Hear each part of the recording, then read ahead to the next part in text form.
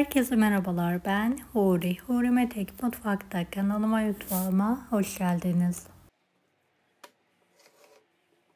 Oklava, merdane kullanmadan el açması kolay kabaklı börek tarifi hazırlıyorum.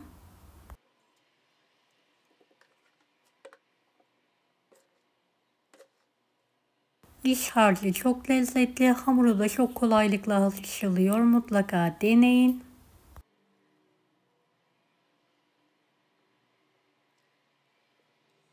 Evet, tarifime hamurumu yoğurarak hemen başlıyorum. 1 su bardağı süt, 1 su bardağı ılık su, 2 tatlı kaşığı toz şeker, 1 yemek kaşığı kuru maya karıştıralım.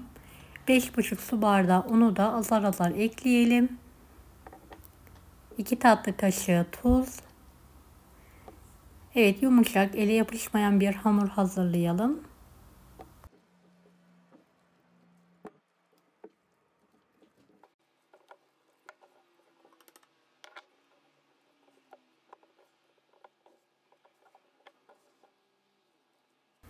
Evet, hamuru elimle yoğurarak toparlıyorum.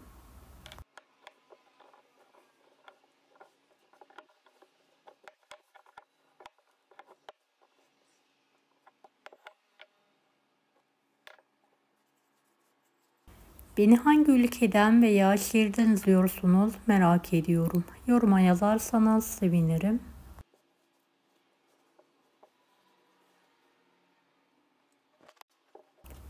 Evet, hamurumu yoğurduktan sonra 1 yemek kaşığı tereyağı ekliyorum ve yoğurma işlemine devam ediyorum.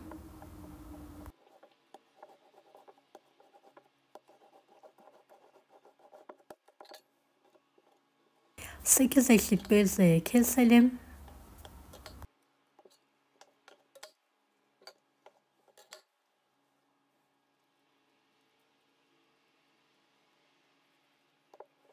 Bezelerimizi yuvarlayalım.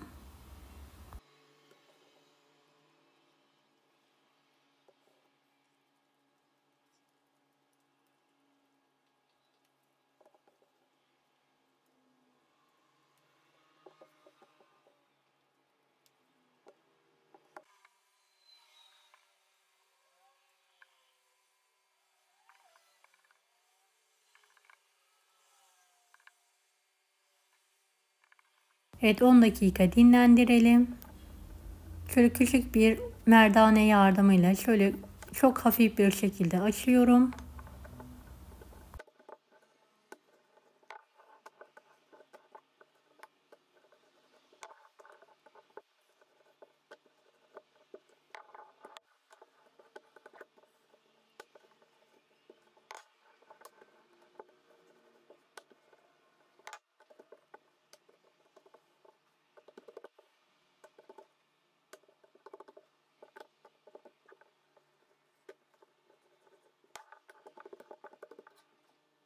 ...125 gram tereyağı erittim. Şöyle azar azar pay ediyorum. Hafif bir şekilde yağlayarak 2 bezeyi üst üste alalım.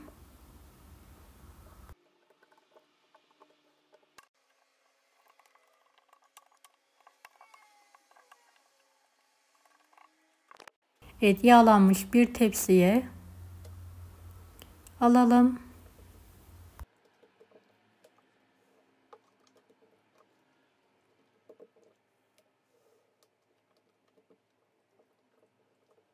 Üzerini kapatarak şöyle 30 dakika dinlenmeye bırakıyorum.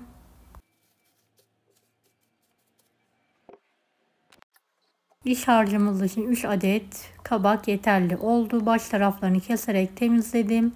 Şöyle ince şeritler halinde kesiyorum.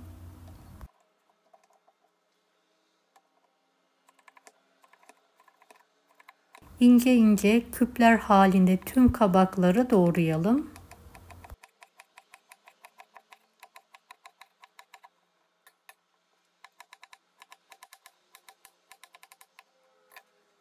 Dilerseniz rendeleyebilirsiniz de.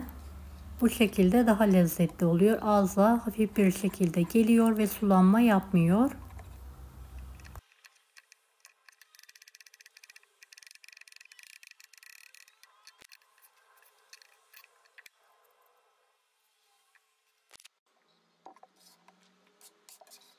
Kabakların hepsini doğradım. Bir demet dereotunu da ince bir şekilde doğruyorum.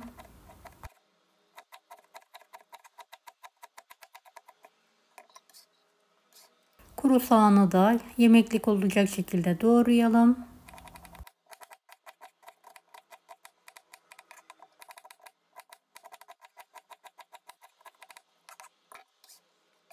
Evet, bir tatlı kaşığı tuz, bir tatlı kaşığı kadar karabiberi ekliyorum. Elimle harmanlıyorum. Bir süzgeç içinde fazla suyunu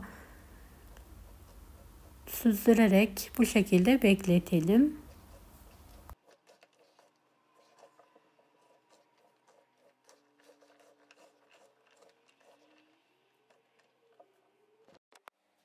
Evet, hamurlarım çok güzel bir şekilde dinlendi. 2 tanesini üst üste tezgah üzerine alıyorum ve elimle videodaki gibi şöyle sündüre sündüre bir miktar açıyorum. Fazla inceltmenize gerek yok.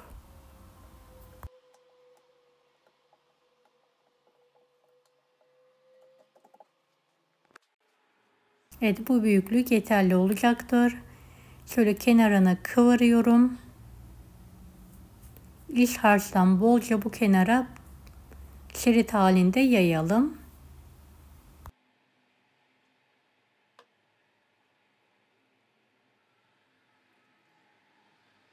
Ve rulo şekilde saralım.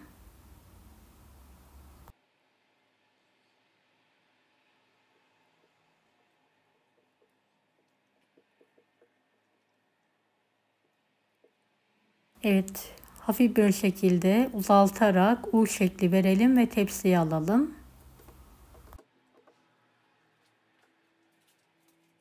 Evet, diğer hamurları da 2 beze üst üste olacak şekilde tezgahta sündürerek açıyorum.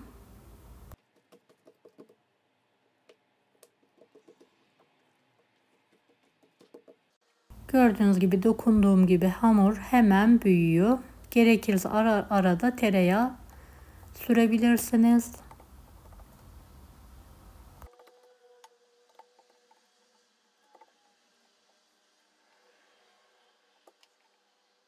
Evet, dilediğiniz iç harçla bu böreği hazırlayabilirsiniz. Kıymalı, patatesli, peynirli olarak da.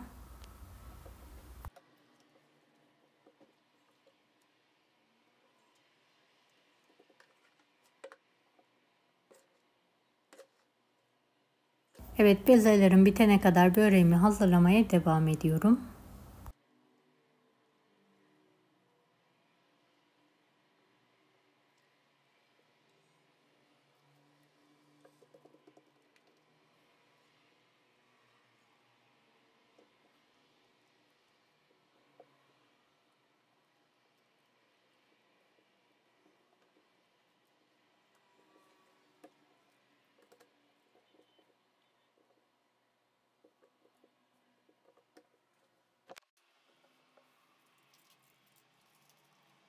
Evet, son böreğimi de hazırladıktan sonra fırın tepsisine alıyorum.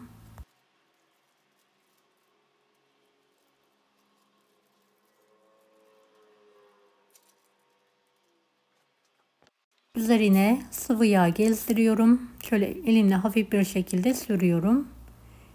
Ve hava almayacak şekilde sararak buzluğa kaldırıyorum. Ve donuk bir şekilde fırına alıyorum. 160 derecede ağır ağır üzeri nar gibi kızarana kadar pişirmeyi bırakalım. Evet, böreğim fırından çıktı. Kendi halinde soğumaya bırakıyorum.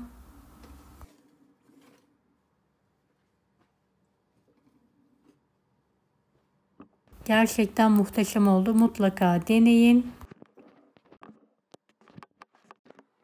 Evet, ben böreği kardeşim için hazırlamıştım. Şöyle dilimleyerek servis tabağına alıyorum. Diğer börek tarifini de kanalımdan bulabilirsiniz.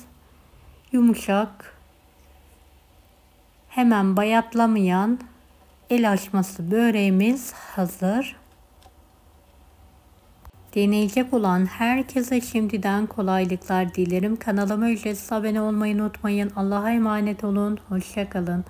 Daha farklı tarifler için bunları da izlemeyi unutmayınız.